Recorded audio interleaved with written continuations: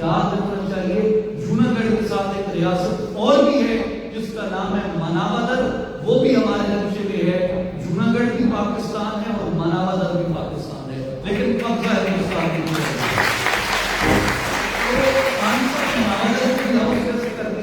اب یہ ایک ماحول تھا مہاراجوں کے لیے، راجوں کے لیے، اس طرح کا انوائرمنٹ کریٹ کیا گیا کہ پاکستان کے لیے آپشن ہی نہیں تھا کہ وہ پاکستان کے ساتھ آ سکے۔ ٹیررائز کیا گیا ایسے میں 15 ستمبر کو خبر آئی کہ نواب صاحب آف جوناگڑھ نے پاکستان کے ساتھ الحاق کر دیا ہے، اور دستاویز کے گورنر جنرل پاکستان اور بانی پاکستان بابا قوم محمد علی جناح نے اور نواب سر محمد خان نے دستخط کر دیے ہیں۔ یہ بالکل ایسے تھا جیسے آج کشمیر کے اندر الیکشن ہو اور آپ کو پتہ چلے کہ ریوائز عمر فاروق یا سید علی گیلانی وہاں پہ بھاری اکثریت سے کامیاب ہو، یعنی آپ کے لیے سرپرائزنگ نیوز ہوگی۔ آپ یہ واقعی ٹیررزم کا ایک ماحول تھا یہاں پہ ہندوستان نے ٹیررائز کیا ہوا تھا سب کو۔ اس ماحول میں یہ بہت بڑی خبر تھی کہ جوناگڑھ نے پاکستان سے الحاق کر دیا۔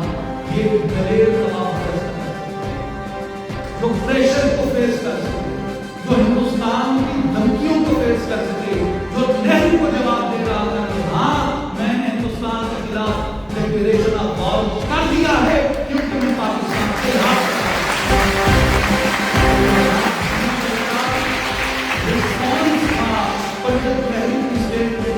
کہ اگر کسی نے پاکستان سے الحاق کیا تو ڈکلیریشن آف وار ہوگا۔ نواب جوناگڑھ نے ڈکلیریشن آف وار کر دیا، انہوں نے کہا کہ میں پاکستان سے الحاق کر رہا ہوں۔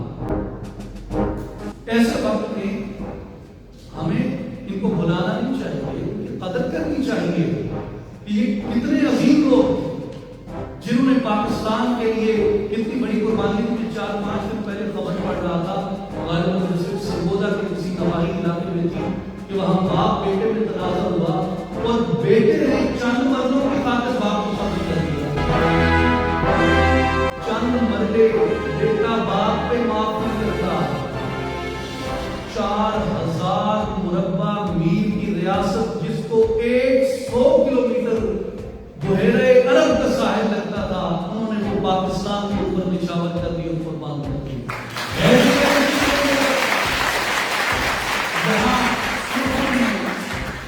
نام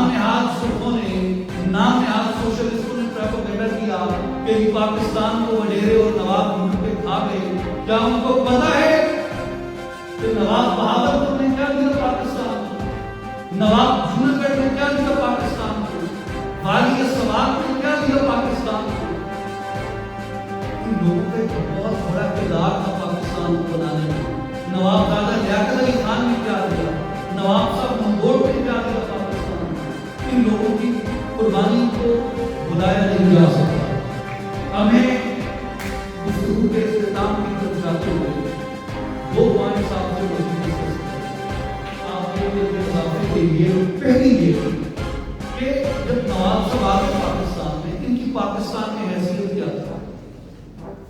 مجھے پچھلے 20 سال سے میں اپنے سیاسی شعور میں پوری طرح سمجھتا ہوں، سلمان غنی صاحب میری بات کو سیکنڈ دیں گے، میں نے 20 سالوں میں کسی سویلین کا جنازہ گن کیریج کے اوپر نہیں دیکھا سوائے ہندوستانی۔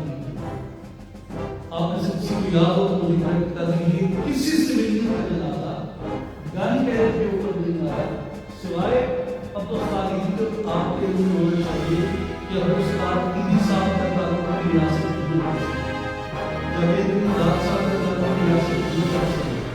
یہ جو محمد برادران تھے کرکٹ کے بہت مشہور، ان سب کا تعلق ریاست جوناگڑھ سے تھا۔ جنہوں نے نیشنل بینک آف پاکستان بنایا تھا، اس کو انہوں نے پورے ملک میں پھیلایا، محمد علی رنگون والا، ان کا تعلق ریاست جوناگڑھ سے تھا۔ پردیسیز کا تعلق ریاست جوناگڑھ سے ہے۔ داؤد پوتاوی، جتنے بڑے بڑے بیگم اس وقت پاکستان کی اکانومی کے اندر جن کا بہت بڑا حصہ ہے، سب لوگ ان کا تعلق ریاست جوناگڑھ سے۔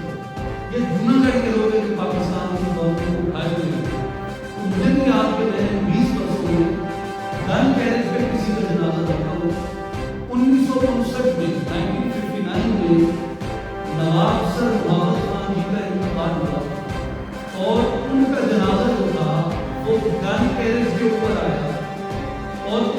जनाजे में तीनों मुसल्लह अफवाज के सरबराहों, president of Pakistan, governor waste Pakistan, IG waste Pakistan और पाकिस्तान का पूरा ये लेवल ऑफ रिस्पेक्ट था। उनको पाकिस्तान का मौसम कंसीडर किया जाता था। हर सिविलियन का जनाजा, इतने बड़े बड़े लोग पाकिस्तान से गुजर जाते हैं, हर सिविलियन का जनाजा फौजी और फिर आप ये याद रखें कि जब वो फौत हो गए तो उनके बेटे मौजूदा नवाब साहब के वालिद नवाब सर दिलावर खान को गवर्नमेंट ऑफ पाकिस्तान ने ऑनरेडी फुल कर्नल करें और उनको बतौर नवाब रिकॉग्नाइज और फिर उसके बाद आपने सुना कि इस्लामाबाद में कश्मीर हाउस है, सिंध हाउस है, पंजाब हाउस है। क्यों कि ये फेडरल कैपिटल है, इसके अंदर पाकिस्तान के तमाम हिस्सों को नुमाइंदगी दी गई है। उस वक्त पाकिस्तान का दारुल हुकूमत कराची था और कराची के अंदर जो मौजूदा जूनागढ़ हाउस है, आप मालूम में होना चाहिए कि ये सरकारी हाउस है और ये गवर्नमेंट ऑफ पाकिस्तान की तरफ से इसका वही स्टेटस है जो इस्लामाबाद के अंदर कश्मीर हाउस है, पंजाब हाउस है, मतलब ये उनका लेवल ऑफ रिस्पेक्ट है, उनका डेफिनेशन था। लेकिन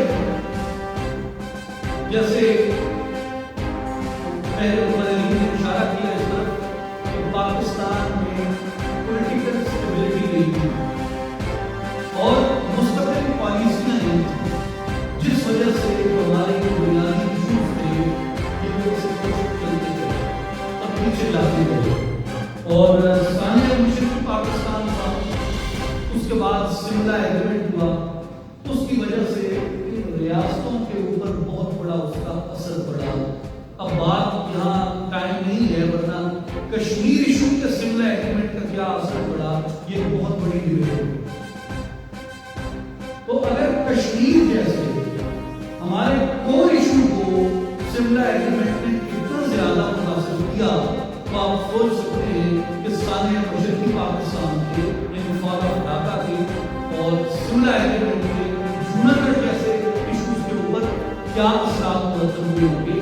ये वो सारी वजूहात हैं जिन वजह से जूनागढ़ जो था ये पीछे होता गया और इसकी बजाय बहुत से जो नॉन इशूज थे वो आ गया।